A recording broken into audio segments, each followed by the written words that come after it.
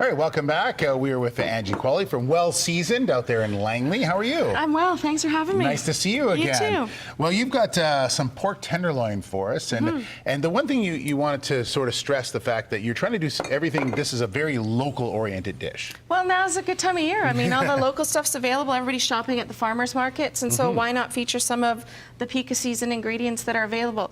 And you know how much I love to barbecue, yes. But with this weather, it sort of forces some people indoors. So there's some good alternatives to cook inside as well. And that's the one thing it's important that people have to remember is that you don't always have to use the barbecue. You can still make a great meal without using the barbecue. Depends who you talk to. That's but true. Yes, that's true.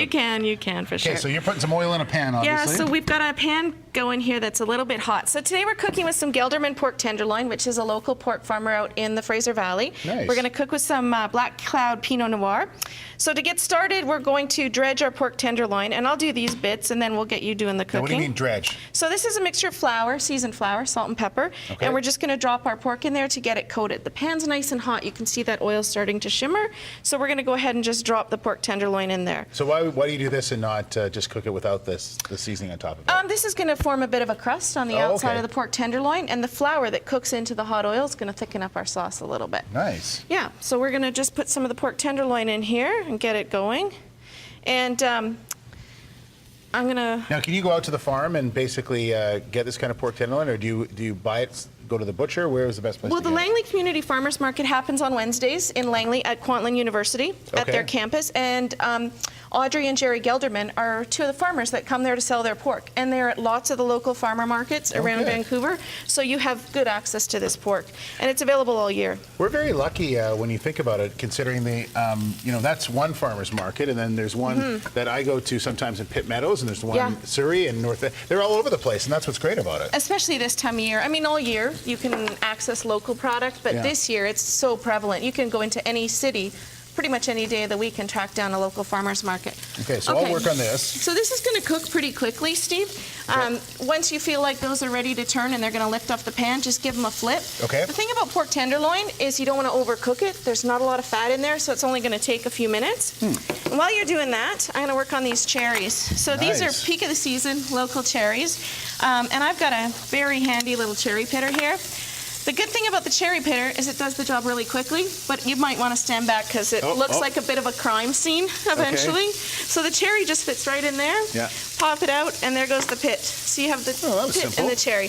But when you've done several pounds of them, there's carnage everywhere. A little mess going on? A little bit. So we're going to chop these guys up. Those look like they're ready to flip. Okay, I'll work on those. And we're just going to do a rough chop on these cherries.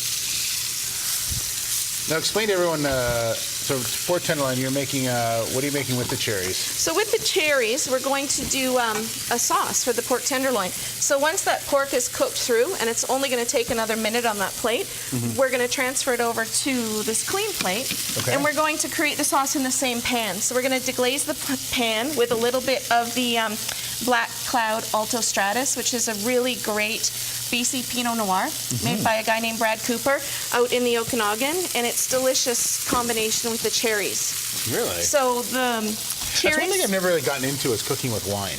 Do you drink wine? No, I don't. Maybe that's why. Okay, yeah. Is that you have a glass, puts them in, have a glass, puts them in? Yeah, sort of. And once the bottle's open, you need to finish it, That's right. You can't just leave it. You can't. So those are looking really good, Steve. So actually, I think those are pretty much cooked. You think? So you can, You don't want to overcook it, and they'll continue to cook while they're resting. So let's pull those out.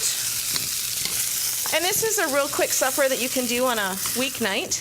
Okay, so let's drop our shallots into the pan. Okay. And there's a wooden spoon for you if you want to get those going.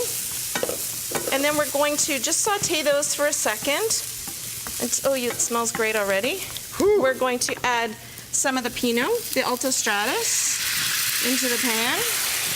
And you want to let that reduce just for a minute? A little Alto Stratus facial for you, Steve? No kidding. I'm going to go home and everybody will be like, what, have you been out of the pub? And, yes, maybe. Maybe. So once that wine starts to cook down a little bit, we're going to add in a little bit of thyme. So how do you know which wine to use for something like this? What is it that can it be any red wine, or are you looking for something specific, or? Well, with this dish, I really like the combination of the Alto Stratus with the cherries. They work really well together. Okay. So if you were doing maybe blackberries or a different kind of fruit, maybe you'd want to use a Merlot or a different kind of wine. Okay. But with the cherries and the pork, the Alto Stratus Pinot is excellent. Now, we're also going to post this on our Facebook site as well, so you'll be able to, honey. A little bit of honey. You'll be able to make sure you get Yeah, that. it's on the WellSeasoned site as well, on my blog, which is WellSeasoned.ca. Okay. We're going to add in a little bit of orange zest, which will just sort of bring out the extra flavors of the cherries. And we're going to, can you smell that? It smells great. I can. Do you smell that at home? You need smell-o-vision. Some fresh cherries go in. They look like little jewels in there. They do, yeah. This is great. Okay, so you want to just put that back on, and we just want to heat the cherries all the way through. Okay. And then once the cherries are ready, we're going to finish with a little bit of butter. Okay. So the butter's going to kind of thicken up the sauce, make it really nice and glossy, and it's going to put a nice coating on the pork. These are good. Boy, it smells so nice. With the orange and the cherries and the wine, it's a really nice combination.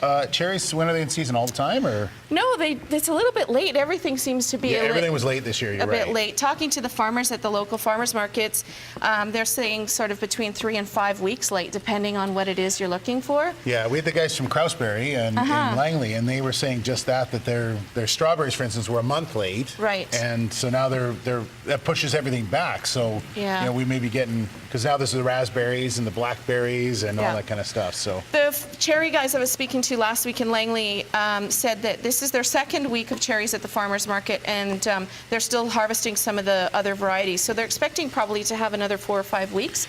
Cherry's really the forgotten one. Everyone talks about strawberries and raspberries and blackberries, but cherries are such a great one too. Okay, once we get this butter in, you're going to want to stir really quickly. So this is going to finish our sauce. Okay. So go for it. Start stirring. Oh, right now? Yeah, right now. Sorry. That's great. I don't know, cherries are so delicious, and the season seems so short to me that I love to take advantage of it as soon as they're available. Boy, it really does thicken it up. It does, and you just want to keep that going really quickly. And then as soon as that's all incorporated, we're going to turn our stove off.